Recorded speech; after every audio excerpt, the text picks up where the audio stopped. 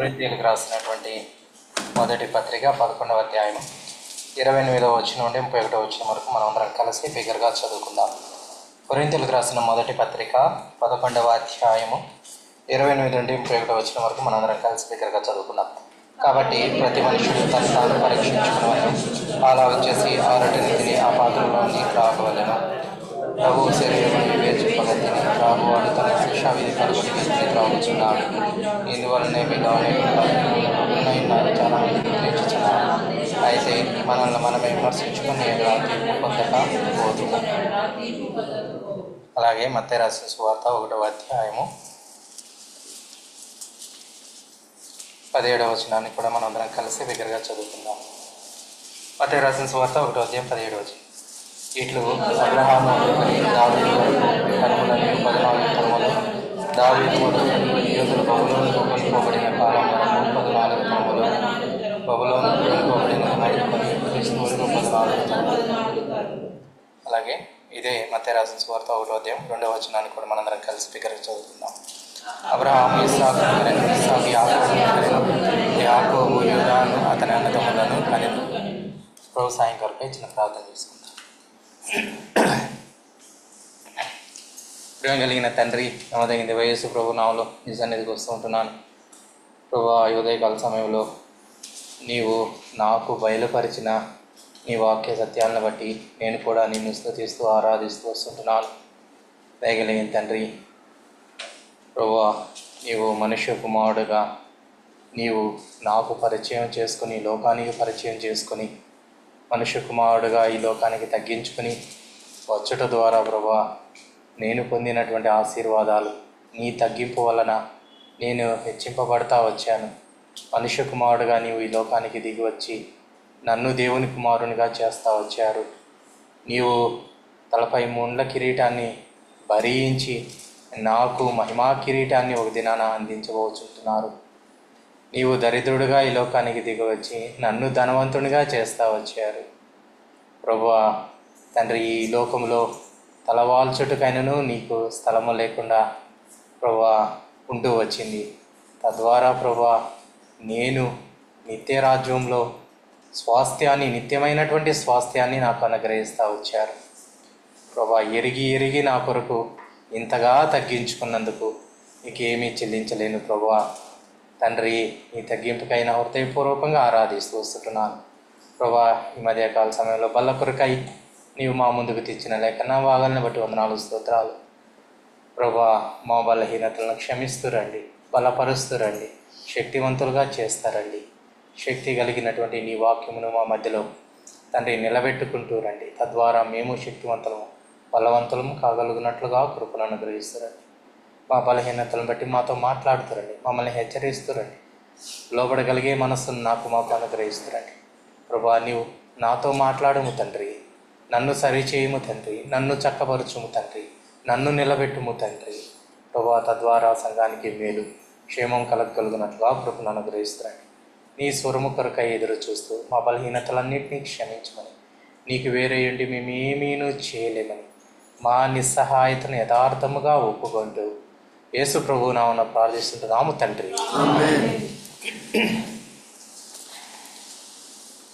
మధ్యలో బల్ల ఉంటా ఉంది. బల్ల మీద రొట్టె, ద్రాక్ష రసము. రొట్టె యేసు ప్రభు వారి యొక్క శరీరానికి సాదృశ్యంగాను, ఆ ద్రాక్ష రసము యేసుక్రీస్తు వారి యొక్క రక్తానికి సాదృశ్యంగాను ఉంటుంది. మనము బలలో చేయి వేస్తున్నామంటే ఆయన శరీరాన్ని, ఆయన రక్తాన్ని త్రాగుతున్నామని అర్థము. కాబట్టి అందులో జీవం అనేది ఉంటా ఉంది. కాబట్టి మనం కూడా జీవము కలిగినటువంటి వారమై ఆ బలలో చేయి వేస్తూ రావాలి. మన బల కొరకైనటువంటి హెచ్చరికల కొరకై ఒక 2 వచనాలను మనం చదువుకుంటూ వచ్చాం. మత్తయి రాసిన సువార్త 1వ అధ్యాయం 17వ వచనము, అలాగే మత్తయి రాసిన సువార్త 1వ అధ్యాయము 2వ వచనం. మత్తయి రాసిన సువార్త 1వ అధ్యాయం 17వ వచనంలో మనం చూస్తే అబ్రహాము మొదలుకొని దావీదు వరకు 14 తరాలంట. దావీదు మొదలుకొని యూదులు బబులోనుకు కొనిపోబడినది వరకు మరొక 14 తరాలు, బబులోనుకు కొనిపోబడినది మొదలుకొని క్రీస్తు వరకు మరొక 14 తరాలు, అనగా 42 తరాలు. ఈ 42 తరాల్లో నుండి దేవుడు కొంతమంది భక్తులను 2వ వచనం నుండి 16వ వచనం వరకు రాయించి పెడతా వచ్చాడు. ఇక్కడ నేను ఒక విషయాన్ని మీకు జ్ఞాపకం చేయాలని ఇష్టపడుతూ ఉంటున్నాను. బైబిల్లో ఇంతకుముందు కూడా చెప్పానని అనుకుంటున్నాను. బైబిల్లో ఉన్నటువంటి ప్రతి అక్షరము కానీ, ప్రతి పదము కానీ, ప్రతి పేరు కానీ, ప్రతి స్థలము కానీ, ప్రతి సందర్భం కానీ అది మనకు ఏదో ఒక అర్థాన్ని, ఆత్మీయమైనటువంటి సత్యాన్ని బయలుపరిచేదిగా ఉంటా ఉంది. ఎందుకు వంశావళి గురించి, వారి యొక్క పేర్లను గురించి రాయించి పెట్టాడు అంటే దాంట్లో కూడా ఒక ఆత్మీయమైనటువంటి అర్థము దాగి ఉంటా ఉంది. కాబట్టి 42 తరాల్లో నుండి కొంతమంది భక్తుల యొక్క పేర్లు రాయించి పెడతా వచ్చారు. ఎందుకు రాయించి పెడతా వచ్చాడు అంటే మీరు ఏ వ్యక్తి జీవితాన్ని తీసుకున్నా కూడా ప్లస్ మైనస్లు ఉంటానే ఉన్నాయి.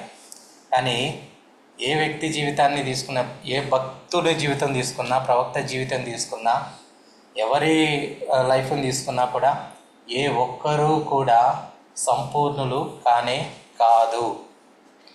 ఇంకెవరు సంపూర్ణుడు అంటే మన ప్రభు ఒక్కడే సంపూర్ణుడు. ప్రభువుకి సాటి అయినటువంటి వారు కానీ, సమానమైనటువంటి వారు కానీ వేరొకరు లేనే లేరు. దేవుని యొక్క కోరిక కూడా ఏంటంటే నీవు నేను కూడా ఆ సంపూర్ణత వైపు సాగిపోతూ ఆ సంపూర్ణులం కావాలనేదే దేవుని యొక్క కోరిక. అందుకే హెబ్రీయులకు రాసినటువంటి పత్రిక 6వ అధ్యాయము 1వ వచనం తీసిన వాళ్ళు చదవండి.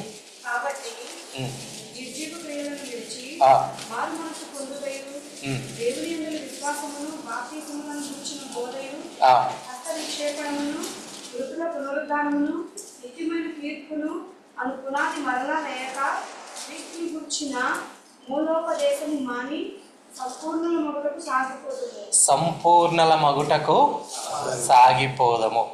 మనకు బైబిల్లో ఈ యొక్క విశ్వాసుల యొక్క పట్టి ఉంది కదా, విశ్వాసపు వీరుల పట్టి ఏది? హెబ్రీ 11. మరి ఆ పట్టి పూర్తయిందా?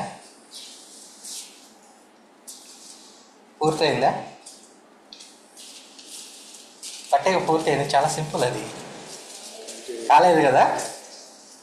దానికి ప్రూఫ్ కూడా ఉంది, ఒట్టి మాటలు కాదు. 11వ అధ్యాయము మనము లేకుండా 39-40 వచనాలు.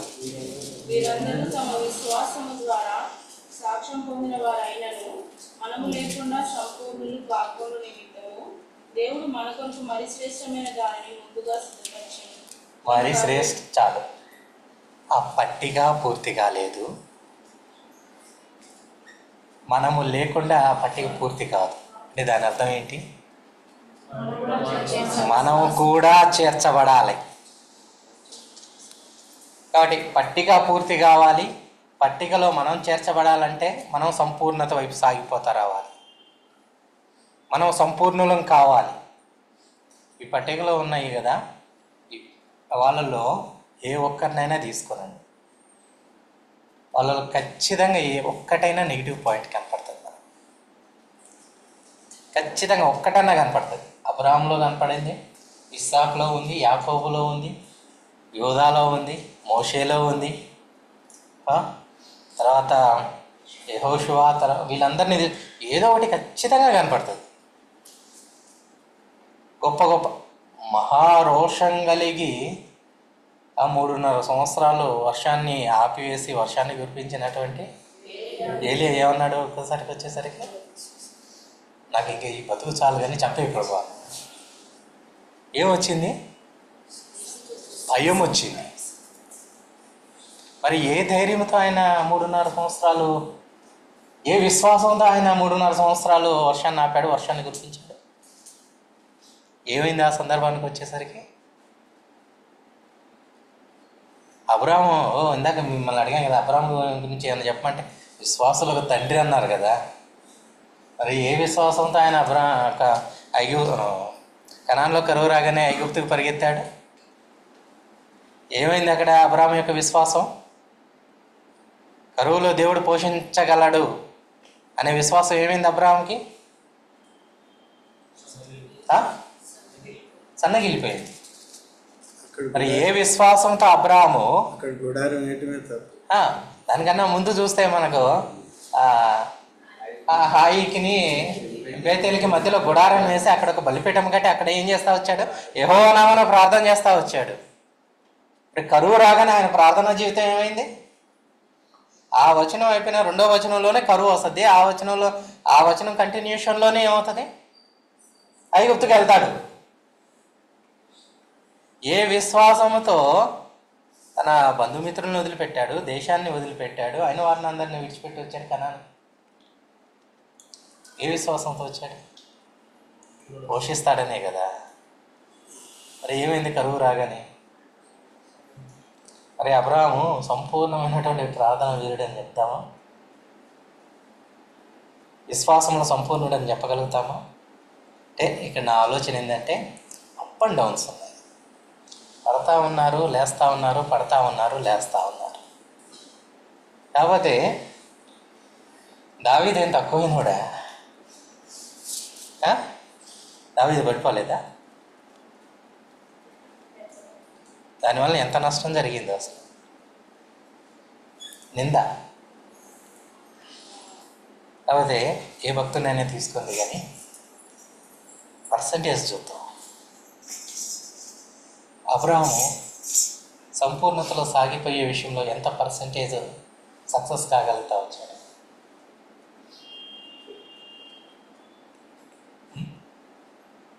అబ్రాహాము యొక్క విశ్వాసానికి పర్సంటేజ్ ఇవ్వగలిగితే ఎంత పర్సంటేజ్ ఇద్దాం?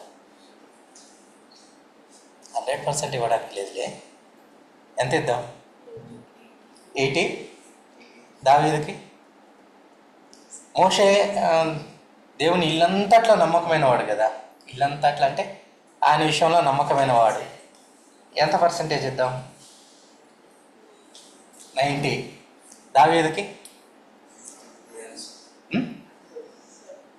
దావీదుకి ఎంత పర్సంటేజ్ ఇద్దాం? చాలా దారుణం. నీ దావీదు దేవుని హృదయానుసారుడు.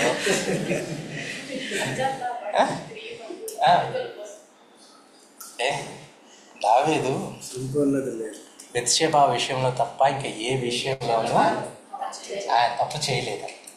మరి ఈ విషయానికి వచ్చేసరికి ఒక్క విషయంలోనే మరి 30% కట్ చేస్తే ఎట్లా? 95 కూడా ఇచ్చింది. ఒక్క విషయమే కదా. ఇప్పుడు మనల్ని పరీక్ష చేసుకుని మనం పర్సంటేజ్ ఇచ్చాం.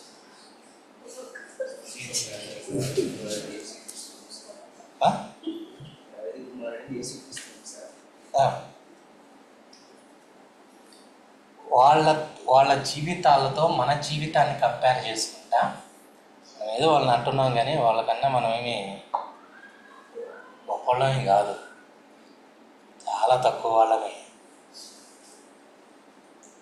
మన జీవితానికి వచ్చేసరికి మన జీవితానికి మనమే పర్సంటేజ్ చేసుకుంటాం. పాస్ పర్సంటేజ్ అని అవసరం. ఇక్కడ ఇంకో విషయం చెప్తాను. లోక సంబంధమైన టెస్టుల్లో సప్లిమెంటరీస్ ఉంటాయేమో. దేవుడు పెట్టేటటువంటి టెస్ట్ లేదంటే దేవుని దాకా వెళ్ళేంత వరకు వెళ్ళిన తర్వాత మళ్ళా ప్రభు నాకు ఇంకొక అవకాశం ఇవ్వంటే రాదు. దేవుని ఎదుట నిలబడినప్పుడు మనం పాస్ అవుతామో ఫెయిల్ అవుతాం అంతే. దానికి సప్లిమెంటరీ ఉంటుంది. మళ్ళా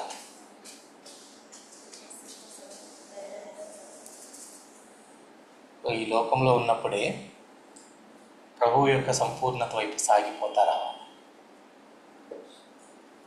ఆయన వైపు సాగిపోయే విషయంలో, ఆయన పరిపూర్ణతలోనికి వచ్చే విషయంలో మన పర్సంటేజ్ ఎంత? ఇప్పుడు వీళ్ళంతా కూడా ఆ విధంగా సాగిపోయిన వాళ్ళే. అబ్రహాము మొదలుకొని యేసుక్రీస్తు వారి వరకు, యేసుక్రీస్తు వారితో కలిపి, యేసుక్రీస్తు వారు ఇంకా పరిపూర్ణుడే. ఆయన ఎందుకు 42 తలాల పేర్లు రాయించి పెట్టాడు? అబ్రహాము, దావీదు, తర్వాత బబులోనికి వెళ్ళడం, ఆ తర్వాత యేసుక్రీస్తు వారు, చివరి పేరులో ఉన్నటువంటి యేసుక్రీస్తు వారు ఆయన పరిపూర్ణుడు. ముందున్న వాళ్ళందరూ కూడా ఎవ్వరూ పరిపూర్ణులు కాదు. ఆయనతో ఎందుకు ఆప్ చేస్తూ వచ్చారంటే ఆయనలాగా మనకు కూడా పరిపూర్ణులుగా.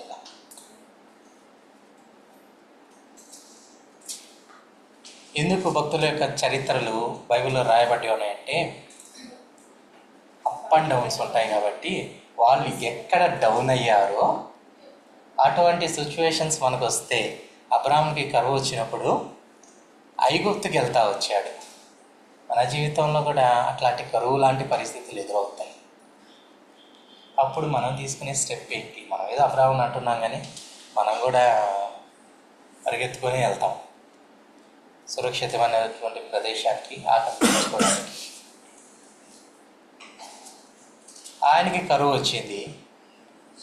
ఆయన్ని ప్రార్థన జీవితంలోనికి పడవేయడానికి, ఆయన విశ్వాసంలో ఒక మచ్చ చూపించడానికి ఒక సందర్భాన్ని శత్రువు తీసుకొచ్చి పెట్టాడు. మన జీవితాల్లో కూడా అట్లాంటి సందర్భాలు కాకపోయినా వేరే సందర్భము, ఇంకొక సందర్భం ఏదో ఒకటి తెచ్చిపెడతాడు. దానిని పట్టుకొనేసి శత్రువు ఏం చేస్తాడంటే మచ్చ చూపిస్తాడు. అటువంటి సందర్భాలు వచ్చినప్పుడు మనం తీసుకునేటటువంటి డెసిషన్స్ ఏంటి?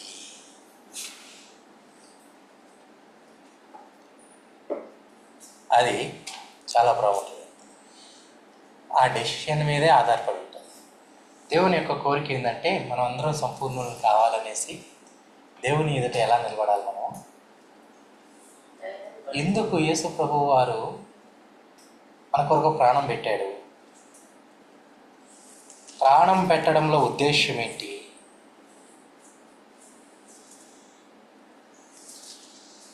ఎఫ్సీలు రాసిన పత్రిక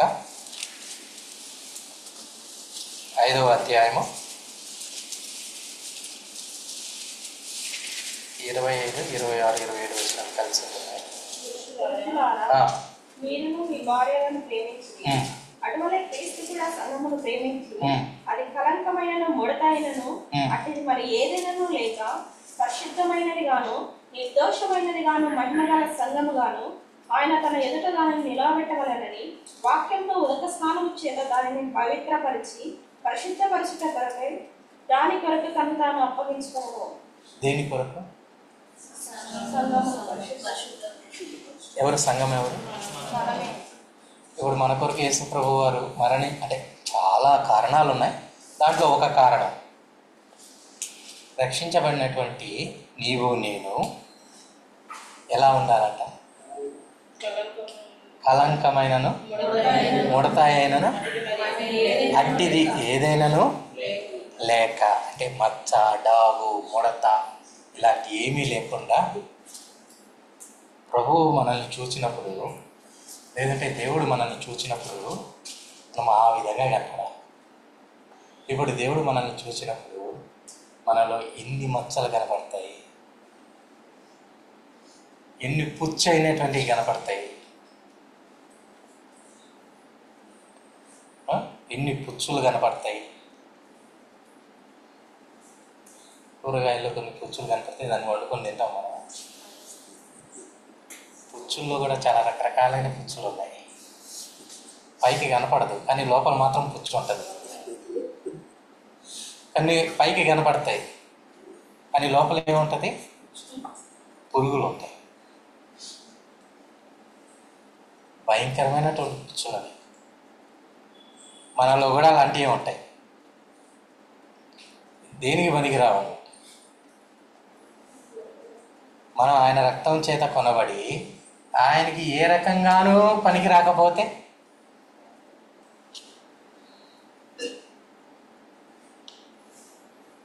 ఆ విధంగా ఉండకూడదనేదే దేవుడి యొక్క కోరిక. ఆ విధంగా ఉండకూడదనేసి దేవుడు ఏం చేస్తూ వచ్చాడంటే భక్తుల యొక్క జీవిత చరిత్రలు మన ముందు ఉంచుతూ వచ్చాడు. వాళ్ళైతే కొంత పర్సెంటేజ్ వరకు వాళ్ళ పరిపూర్ణతలో సాగిపోతూ వచ్చారు, కొంత పర్సెంటేజ్లో తగ్గిపోతూ వచ్చారు. మనం కూడా అటువంటి సందర్భాలు, వాళ్ళు పడిపోయినటువంటి సందర్భాలు వస్తే మనం పడిపోకుండా ఉండడానికి వారి యొక్క జీవిత చరిత్రలను రాయించి పెట్టాడు. దేవుడు అన్యాయస్తుడు కాదు. అబ్రహాము దేవుని యొక్క స్నేహితుడైనప్పటికీ అబ్రహాంలో ఉన్నటువంటి తప్పిదాలను దాచిపెట్టలేదు దేవుడు. దావీదు దేవుని హృదయానుసారుడైనప్పటికీ దావీదు చేసినటువంటి పాపాన్ని దాచిపెట్టలేదు దేవుడు. ఏం చేస్తా వచ్చాడు?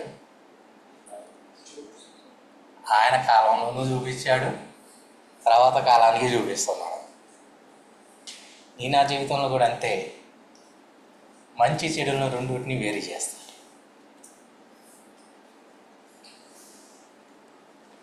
దేవుడు రెండింటిని వేరు చేసినప్పుడు ఏది ఎక్కువ తోచుతుంది, ఏది ఎక్కువ వెయిటేజ్ ఉంటుంది? మంచిగా చెడే? చెడే ఎక్కువ ఉంటుంది. కాబట్టి ఆ చెడుతనాన్ని అంతటిని విసర్జించి మంచిని కోరుకుంటూ పర్సంటేజ్ లెవెల్స్ పెంచుకుంటూ మన యొక్క యాత్రను కొనసాగించవలసిన అవసరం ఎంతైనా. ఒక 10 నిమిషాలు మాత్రమే ఈ అబ్రహాం, ఇస్సాకు, యాకోబు, తర్వాత ఎవరు? యేసుక్రీస్తు. యూదాను గురించి ఒక 10 minutes మాత్రమే ధ్యానం చేసుకుంటాను. యూదాను గురించి ఒక అధ్యాయం అంతా రాయించి పెట్టాడు ఆదికాండం. యూదా అనేటటువంటి పదానికి అర్థం ఏంటి? స్తుతి కదా. ఈ యూదాను గురించి అంటే 38వ అధ్యాయం, 37, 38 అధ్యాయాల్లో ఆయన గురించి ఉంటుంది. సరే చదువుకోము, నేను క్లుప్తంగా చెప్పేస్తాను. 37వ అధ్యాయంలో ఏముంటుందంటే, 37వ అధ్యాయంలో యోసేపుని గురించి ఉంటుంది. యోసేపు మీద అతని సహోదరులు పగబట్టిరి, మరింత పగబట్టిరి. అతని యోగక్షేమాలైనా తెలుసుకోలేదు. ఆయన మీద అసూయ పడతా వచ్చారు. ఆయన మీద తర్వాత దురాలోచన చేస్తూ వచ్చారు. దుర్మార్గంగా అతన్ని ఏం చేస్తూ వచ్చారంటే, మొదట చంపేయాలనుకున్నారు, తర్వాత ఆ గుంటలోంచి తీసివేసి అమ్మివేయాలనుకుంటారు. యోసేపుని అమ్మివేయటంలో ప్రధాన పాత్ర పోషించింది ఎవరు? యూదానే కదా. యూదా ఒక మంచి స్టేట్మెంట్ ఇస్తారు యోసేపుని గురించి. ఏమని అంటారంటే, ఆదికాండము 37వ అధ్యాయము 20. మనం మన సహోదరుని చంపి వాని మరణమును దాచిపెట్టినందువలన ఏమి ప్రయోజనం? ఈ ఇష్మాయేలుకు వారిని అమ్మివేయదు కదండి. వాడు మన సహోదరుడు, మన రక్త సంబంధి కదా, మనకి హాని ఏమీ చేయరాదని. ఏమని స్టేట్మెంట్ ఇచ్చాడు యోసేపు గురించి? మన సహోదరుడు, మన రక్త సంబంధి అని సహోదరుని అమ్మివేయించా. గుంటల్లో పడేస్తే ఏమవుతుంది? 2 రోజులు కష్టపడతాడు, 3 రోజులు కష్టపడతాడు. లేదంటే ఏదైనా క్రూర మృగం ఏదైనా తినేస్తే కొంత సమయం వరకు ఇబ్బంది పడతారు, తర్వాత చనిపోతాడు. అమ్మి వేస్తే బ్రతుకు కాలం అంతా కూడా. కానీ దేవుడు యోసేపు పక్షంగా ఉన్నాడు కాబట్టి అతనికి న్యాయం తీరుస్తా వచ్చాడు. అది వేరే విషయం అనుకోండి. ఆ విధంగా చేయడం అనేది కరెక్టేనే కాదు కదా. మనలో కూడా ఇట్లాంటి స్వభావాలే ఉంటాయి. స్తుతే ఉంటుంది, అసూయ ఉంటుంది. స్తుతే ఉంటుంది, అమ్మి వేస్తూ ఉంటాం. ఇంకా క్లియర్గా కావాలంటే 37వ అధ్యాయము 4వ వచనం త్వరగా చదవండి. అతని సహోదరులు తమ తండ్రి అతనిని తమ అందరికంటే ఎక్కువగా ప్రేమించుట చూచినప్పుడు వారు అతని మీద పగపట్టి అతనిని క్షేమ సమాచారాలను అడగలేకపోయేది. తర్వాత ఇదే అధ్యాయము మరింత పగబట్టిరి అని ఉంటుంది. అయితే 8వ వచనం ఆఖరి భాగం మాత్రం వచ్చింది. అతని కలలను బట్టి, అతని మాటలను బట్టి అతని మీద మరింత పగబట్టిరి. తర్వాత అసూయ 14వ వచనం. అప్పుడు అతడు, నేను వెళ్ళి నీ సహోదరుని క్షేమమును అందక్షేమమును తెలుసుకొని నాకు వర్తమానం తెమ్మని అతనితో చెప్పి హెబ్రోను లోయలో నుండి అతను పంపాను. అతడు షెకెములో 11 అసూయ పడే. ఓకేనా? 18. అతని దగ్గర రాకముందు వారు దూరం నుండి అతన్ని చూచి అతని సంపుటకు దురాలోచన చేసిరి. ఇప్పుడు యూదా అనేటటువంటి పదానికి అర్థమైంది స్తుతి చెల్లించేటటువంటి వ్యక్తి. ఈ విధంగా చేసి తర్వాత స్తుతి చెల్లిస్తే ఆ స్తుతిని దేవుడు అంగీకరిస్తాడా? లేదంటే బల్లలో చేయిస్తే అటువంటి జీవితాన్ని దేవుడు అంగీకరిస్తాడు. ఇప్పుడు మనం కూడా దేవుణ్ణి ఆరాధించాము. ఇటువంటి జీవితంతో ఆరాధన చేస్తే యూదా ప్లేస్లో మనల్ని పెట్టుకుందాం. మనం ఆరాధించాం, మనం రక్షించబడ్డాం, మనం ఆరాధిస్తుంటాం, బల్లలో చేవేస్తుంటాం. ఇటువంటి జీవితంతో మనము బల్లలో ప్రవేశిస్తే అది యోగ్యమైనదేనా? లేదంటే ఇటువంటి జీవితం కలిగి ఆరాధన చేస్తే ఆ ఆరాధన దేవుడు అంగీకరిస్తాడు. దీని గురించి నేను లోపలికి వెళ్ళట్లేదు.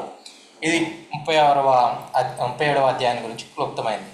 తర్వాత ఇప్పుడు 12 మంది గోత్రికులు, 12 మందిలో ఒకరు వెళ్ళిపోయారు. ఎవరు? యోసేపు అన్నదమ్ములో ఒకడు వెళ్ళిపోయాడు. ఇంకెంతమంది ఉన్నారు? 11 మందిలో ఒకరెవరు? యూదా కదా. యూదా ఏం చేస్తా వచ్చాడంటే 37వ అధ్యాయం 1వ వచనంలో అతన్ని చంపేశాడు, అది అమ్మివేశాడు. అది పెద్ద తప్పు చేశాడు. సరే, ఆ తమ్ముడిని వెళ్ళిపోయాడు. 11 మందితో ఆయన కలిసి ఉండాలి కదా యూదా. 38వ అధ్యాయం 1వ వచనం. ఆ కారణంలో యూదా తన సహోదరులను విడిచి తీరా అను ఒక చాలు విడిచిపెట్టి వెళ్ళిపోతా వచ్చాడు. విడిచిపోయిన తర్వాత ఒక షూయా అనేటటువంటి ఒక కనానీయురాల్ని పెళ్లి చేసుకుంటాడు. తర్వాత ఆమె ద్వారా 3 పిల్లల్ని కంటాడు.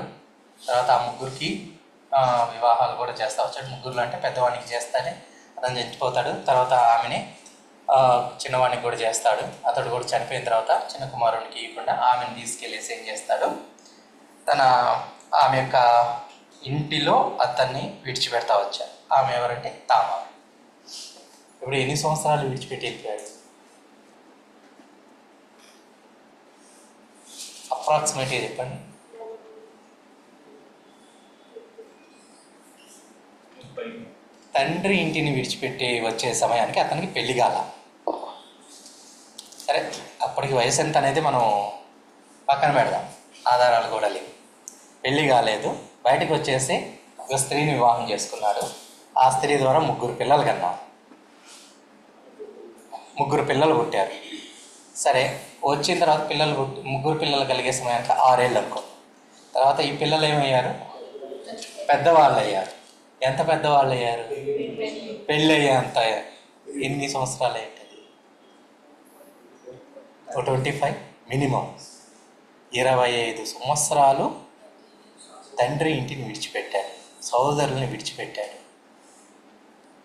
మనం విడిచిపెట్టకూడనివి కొన్ని ఉంటాయి. వాటిని విడిచిపెట్టామంటే మన జీవితం ఎంత దౌర్భాగ్యంగా తయారవుతుంది అనడానికి యూదా ఒక మంచి ఉదాహరణ. వెళ్ళిపోయిన తర్వాత ఏం చేస్తా వచ్చాడు? ఒక స్త్రీని చూశాడు. చూడండి, 38వ అధ్యాయం 2వ వచనం. అక్కడ షూయా అను ఒక కనానీయుని కుమార్తెను యూదా చూచి ఆమెను తీసుకుని ఆమెతో, ఇదేంటి ఇది అసలు చూసేది ఏంటి? తీసుకెళ్ళిపోయాడు ఏంటి? లవ్ మ్యారేజా? ఓకే, అదే అనుకుందాం. పద్ధతేనా? మీరు అంటే ముందు తరాలు చూడండి, దానికన్నా ముందు అబ్రహాము భార్య అయిన శారా, ఇస్సాకు భార్య అయిన రెబెకా, తర్వాత యాకోబు ఆయన 4 వివాహం చేసుకున్నా కూడా ఒక పద్ధతిగా పెళ్లి చేసుకున్నాడు. పద్ధతిగా అంటే 4 చేసుకోవడం పద్ధతి కాదు, కానీ మళ్ళీ అట్లా తీసుకోవద్దు. ఇస్సాకు ఆజ్ఞ ఇస్తాడనమాట. ఇస్సాకు ఏం చెప్తాడంటే చూడండి, 28వ వచనం, 28వ అధ్యాయం 1వ వచనం.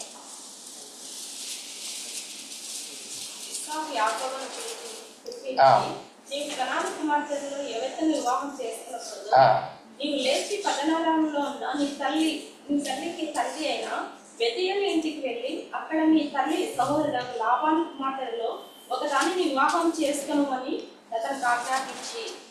యాకోబుకి ఇస్సాకు ఆజ్ఞాపించాడు. ఏమని ఆజ్ఞాపించాడంటే ఒకదానిని అనేసి.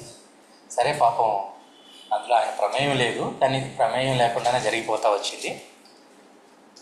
తర్వాత ఈ యొక్క రాహేలు దగ్గరికి వెళ్ళినప్పుడు రాహేలుని చూస్తాడు. యాకోబు రాహేలుని చూసిన వెంటనే ఏం చేస్తాడంటే రాహేలుని కౌగిలించుకొని ముద్దు పెడతాడు. కానీ ఆమెతో వెళ్ళలేదు. 9వ వచనం 29:9.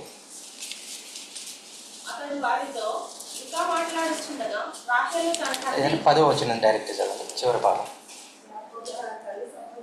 లాబాను కుమార్తె రాహేలు తన తల్లి సహోదరుడు లాబాను గొర్రెలను చూచినప్పుడు అతడు దగ్గరకు వెళ్ళి బావి మీద నుండి రాత్రి తొలిచి తన తల్లి సహోదరుడు లాబాను గొర్రెలకు నీళ్లు పెట్టాను. 13వ వచనం కూడా చదవండి. 13వ వచనం. లాబాను తన సహోదరి కుమారుడైన యాకోబు సమాచారం వినినప్పుడు అతన్ని ఎదుర్కొంటకు పరిగెత్తుకుని వచ్చి అతను కౌగిలించుకొని ముద్దు పెట్టుకొని తన ఇంటికి తోడుకొని పోయాడు. అతడు ఈ సంగతులన్నీ లాబానుతో చెప్పాను. ఇప్పుడు వాస్తవానికి అయితే యూదా ప్రకారంగా చేయాలంటే యాకోబు ఏం చేస్తున్నారు?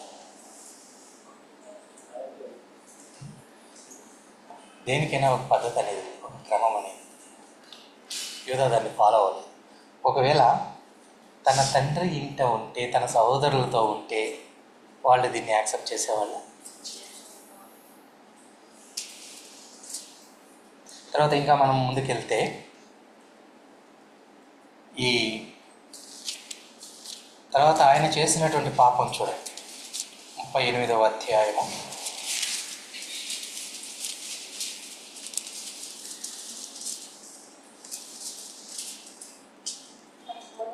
తన కోడలితో ఏం చేస్తా వచ్చాడు.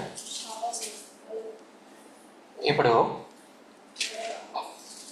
తామారు తన మామతో అంటే మనం ఆ విషయాన్ని గురించి ఆలోచన చేస్తే కొంతమంది ఏమంటారంటే తామారు తప్పు చేసిందని అనుకోవచ్చు. ఒకవేళ నేను ఒక ప్రశ్న అడుగుతాను, తామారు ప్లేస్లో ఇంకొక ఆమె ఉంటే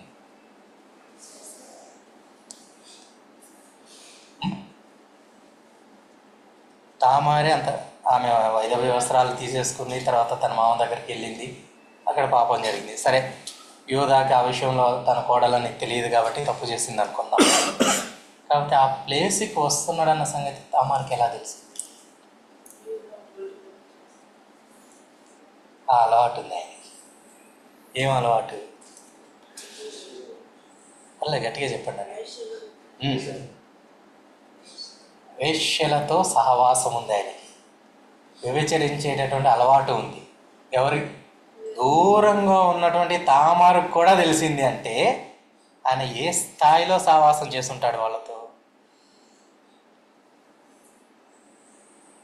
తండ్రి ఇంటికి దూరంగా వెళ్తే, సహవాసంలోంచి దూరంగా వెళ్తే అదే జరుగుద్ది. విశ్వాసులముగా ప్రభువుని అంగీకరించినటువంటి వారముగా కొన్ని విషయాల్ని మనము విడిచిపెట్టకూడదు. కొన్ని విడిచిపెట్టవలసినవి ఉన్నాయి. చెడుతనాన్ని విడిచిపెట్టమన్నాడు ప్రభు, అట్లాంటివి విడిచిపెట్టాలి మనం. యెహోవా యందు భయభక్తులు కలిగి చెడుతనమును విడిచిపెట్టమన్నాడు. మనం ఏం చేస్తామంటే యెహోవా యందు భయభక్తుల్ని విడిచిపెట్టి చెడుతనాన్ని వెంటాడతాం.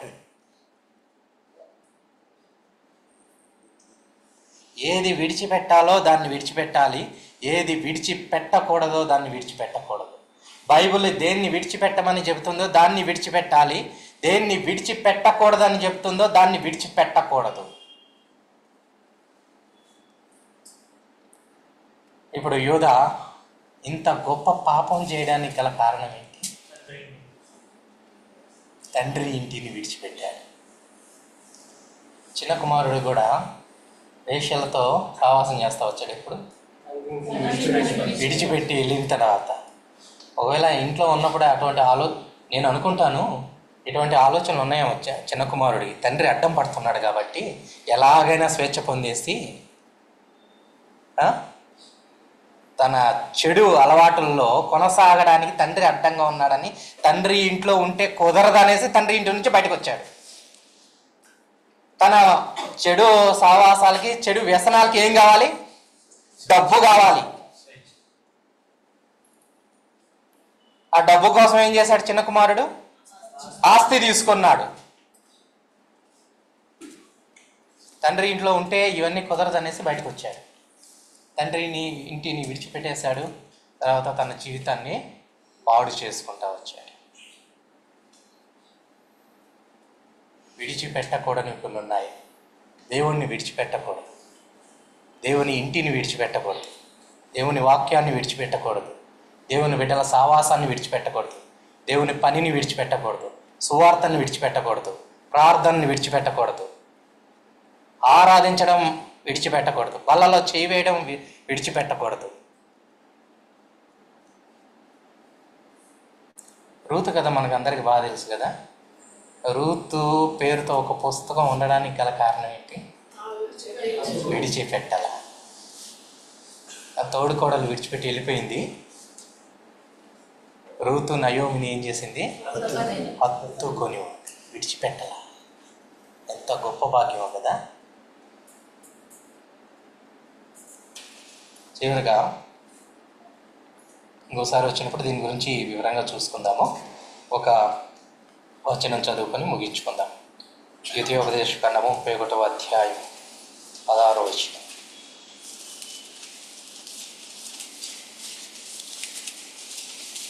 అందరం కలిసి చదువుకుందాం. ద్వితీయోపదేశకాండం 31వ అధ్యాయము 16వ వచనం. యెహోవా మోషేతో ఇట్లా నేను, ఇదిగో నీవు నీ పితరులతో పండుకొనపోవచ్చున్నావు. ఈ జనులు లేచి ఎవరి దేశమున తాము చేరి వారి నడుమనందురో ఆ జనుల మధ్యను వ్యభిచారులై ఆ అన్యుల దేవతల వెంట వెళ్ళి నన్ను విడిచి నేను వారితో చేసిన నిబంధనను మీరుదురు. ఏం చేస్తారంట? ఎప్పుడు విడిచిపెడతారంట దేవుడు?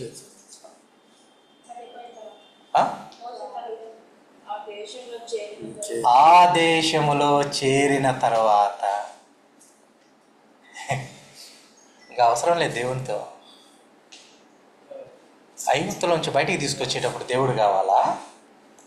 వాళ్ళు చేరాలనుకున్నటువంటి దేశానికి చేరిన తర్వాత దేవుణ్ణి విడిచిపెడతారా? ఎంత దౌర్భాగ్యం ఇది అసలు.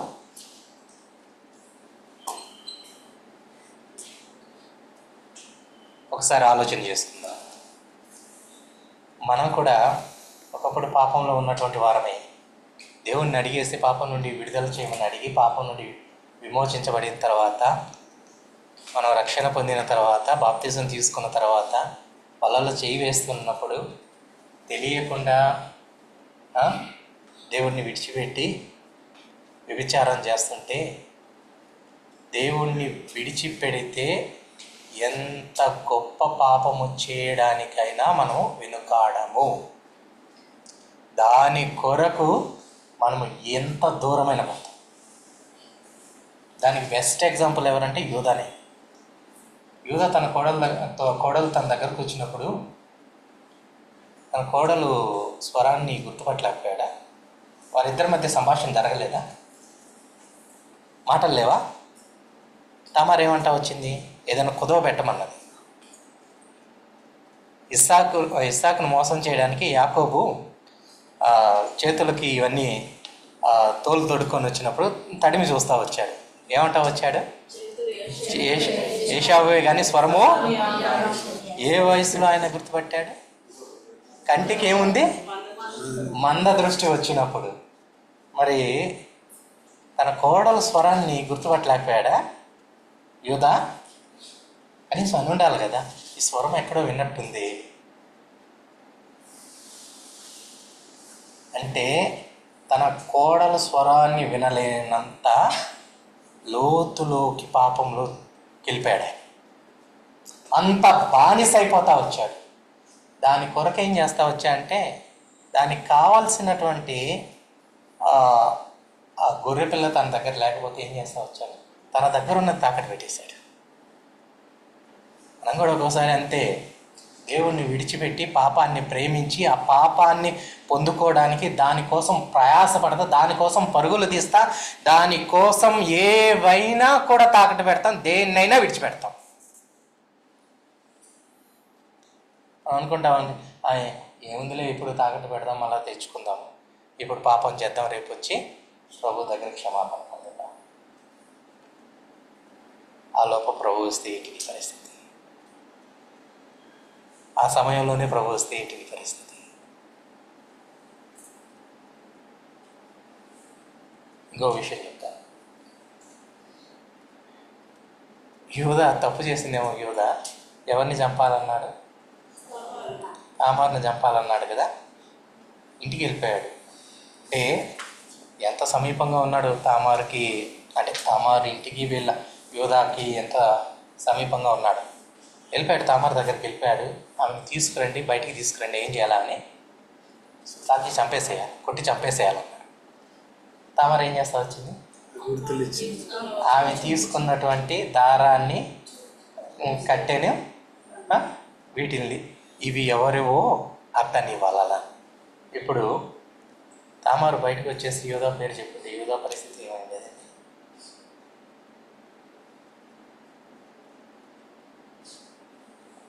మనకు కూడా అంతే. ఎవరు చూడట్లేదులే, ఎవరు కనుగొనట్లేదులే, మొత్తం కూడా ఒక దినాన బహిర్గతమవుతుంది. ఆ రోజు ఎంత దాచిపెట్టాలనుకున్నా ఏది దాడు, అంతా బహిర్గతం అవుతుంది. అప్పుడు ఏం చేద్దాం మనం? సిగ్గులేని ముఖము కలిగినటువంటి వారమై ఆయన ఎదుర్కోవాలి కదా. ఇప్పుడు ఆ సమయంలో మనకేం కలుగుతుంది? ధైర్యంతో ఆయన కృపాసింహాసనం ఎద్దకు వెళ్దామా? అవమానంతో వెళ్దామా? సిగ్గుతో వెళ్దామా? అటువంటి పరిస్థితులు రాకూడదని ఈ భక్తుల చరిత్రలన్నింటినీ ముందు పెట్టి, మీరు వాళ్ళలాగా ఉండకుండా మనకు ఈ యొక్క బుద్ధి కలగడానికి దృష్టాంతములుగా కొరింథీయులకు రాసినటువంటి మొదటి పత్రిక వచనం చదువుతుంది. కొరింథీయులకు రాసినటువంటి మొదటి పత్రిక 10వ అధ్యాయం అనుకుంటాను. 10వ అధ్యాయం 6వ వచనం. ఒక్కనే 5-6 చదువు. అయితే వారిలో ఎక్కువ మంది దేవునికి ఇష్టలుగా ఉండకపోయేది కనుక అరణ్యంలో సంహరింపబడేది. వారు ఆశించిన ప్రకారం మనం చెడ్డవాడిని ఆశింపకున్నట్లు ఈ సంగతులు మనకు దృష్టాంతములుగా ఉన్నది. ఎవరు వాళ్ళు? వారు ఆశించిన ప్రకారం. ఎవరు వాళ్ళు? ఎవరైనా పెట్టుకోండి. ఎవరైనా అంటే ఇశ్రాయేల్ ప్రజలు, భక్తులు, ఎవరెవరైతే చెడ్డ వాటిని ఆశించి నాశనం అయిపోతా వచ్చారో వారందరూ కూడా. వాళ్ళలాగా మనం నశించిపోకూడదని, రాలిపోకూడదని దృష్టాంతాలుగా వారి యొక్క జీవితాన్ని మనం ముందు ఉంచుతూ వచ్చాడు. దేవుడే చెప్తా వచ్చాడు, ఆ దేశమును స్వతంత్రించుకున్న తర్వాత వారు విడిచి వ్యభిచారులు, అన్య దేవతలను పూజించేటటువంటి వారు అవుతారు. తెలుగులో సామెత ఉంది కదా, ఏరు దాటాక తెప్పే తగలయ్యడం. అట్లా ఉండకూడదు. మన బ్రతుకు అవసరం కొరకు అన్నట్టుగా ఉండకూడదు. దేవుడు జీవితంలో ఒక భాగంగా ఉండకూడదు. దేవుడు మన బ్రతుకే ప్రభు అయ్యిండ. బ్రతుకుట క్రీస్తే, చావైతే లాభము. బ్రతుకు కలిగించేటప్పుడు దేవుడు కావాలా, చావాల్సి వచ్చినప్పుడు దేవుడు అవసరం లేదన్నట్టు ఉండకూడదు. కాబట్టి అటువంటి జీవితాలు కలిగి ఉండకుండాన్నట్లుగా పౌలు లాంటి యొక్క జీవితము, అటువంటి తీర్మానంతో మనం ఆ బలలో ప్రవేశిస్తాం.